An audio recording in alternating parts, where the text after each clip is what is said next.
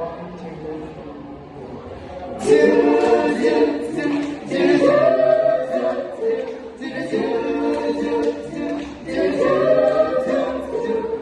mulo'y ating tahanan, bigay ng may kapal.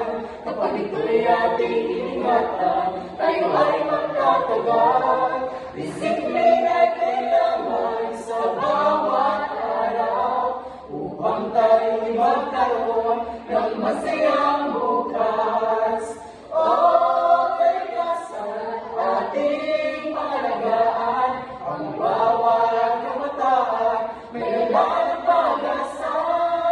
Sa simpleng gawa, malaki ang hambal, kalikasan kung mahal o ating tahanan.